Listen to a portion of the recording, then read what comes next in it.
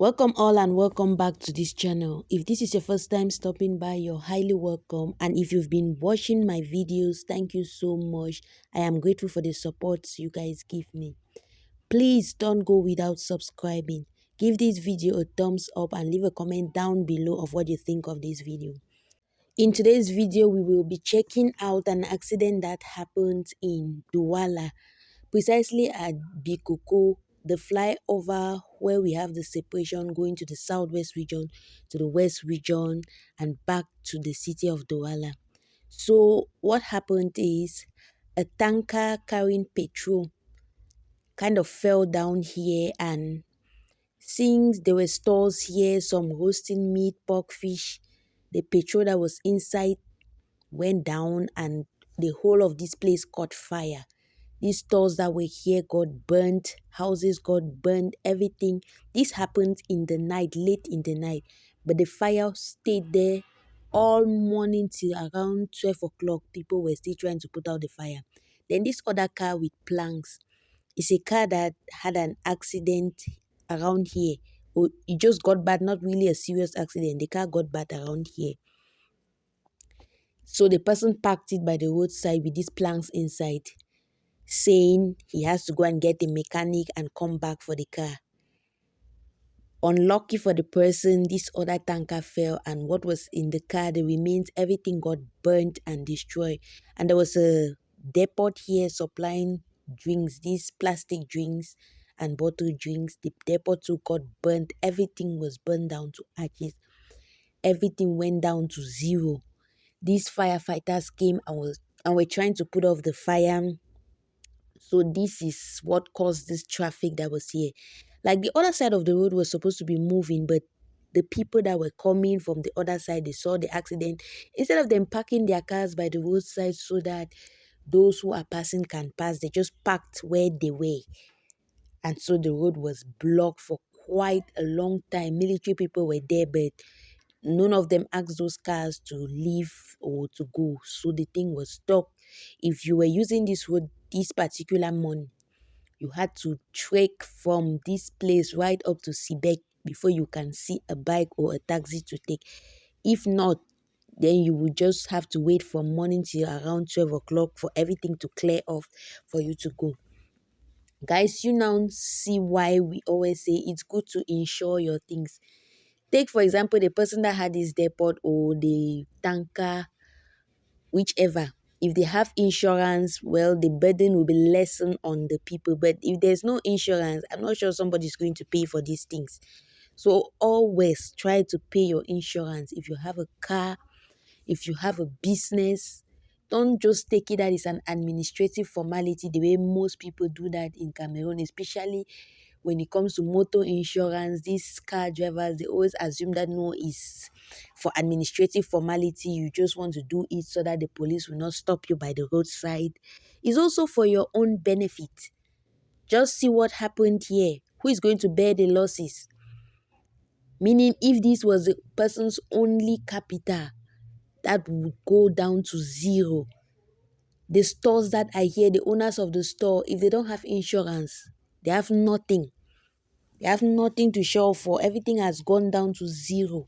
But if they had insurance, at least the burden will be lessened, because the insurance company will come and indemnify them, and they'll be back to the original position they were in, or even better.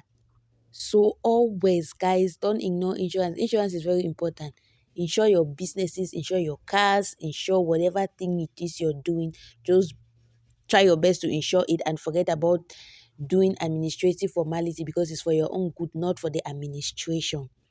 And you see how packed the road is. Everybody, if you are in a car, it's just like the car became useless. You have to start walking and walking and walking in between these cars. That's what I was doing.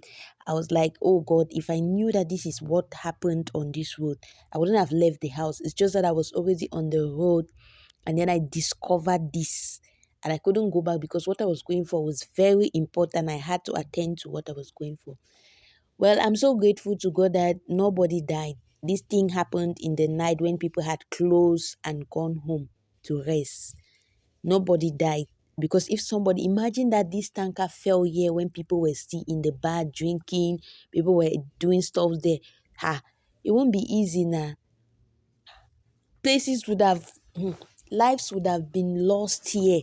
So I'm just grateful to God for letting this thing happen when people are at home, when there was nobody there to die. And sorry about everything that happened to the people that lose a lot from this. I am so so sorry, but be grateful that you're alive, because they always say when there's life, there's hope. It's not like your hands have been cut off. You will make it something much more better. At least you're alive, you have hopes. Though this is a very painful thing, some people might even lose their minds just from this thing. Some people might go crazy just because of this thing that has happened here. But well, if you are watching this video and you are a victim of this, you just have to stay strong and tell yourself that when there's life, there's hope, and there are better days ahead. You're going to make it big in some other way. Yeah, look at me struggling in between these cars. I've never walked in the middle of the road like this trying to find my way. Like, it was so scary. The few cars that were trying to pass, when I'm forcing myself in between them, I felt like, God, let me not go and die here, because because I'm trying to go. Something told me that, let me not go. Let me just wait for everything to pass. And I was like, I can't wait to. But then I couldn't. Time was against me. So I had no choice but force the journey and go with other people. People are also walking. And then the funny thing is, when you go ahead, some of the cars that were on this side of the road, they have occupied the whole road in such a way that every other person is just trying to fit themselves on the way. It's God. And then I was like, why is it that these military people did not go ahead to tell those cars that are ahead to start going? Why are they standing, or what's happening? Because at times I used to see this thing, they are upsetting me. I'm like, if I was serving any authority, when I see you, when there's traffic like this, you're standing on the wrong side, I just take your documents and you park by the road. Because you cannot be forcing and making the traffic worse while coming to the other side of the road when it's not your side. So that's what was happening here. The traffic was becoming worse because the people from the side, from the other side, had to bring their cars to this other left. The people on the left side had to bring their cars on the right side because they were struggling to pass. And when the people on the right side were coming down, there was no way to pass, so the road was blocked and tight. Well, guys, we've come to the end of this video. I just want to thank you so much if you've been watching from the beginning right up to now. Please, if you haven't subscribed, don't go without subscribing. Subscribe to this channel, turn on your post notification, give this video a thumbs up and share. See you in the next video.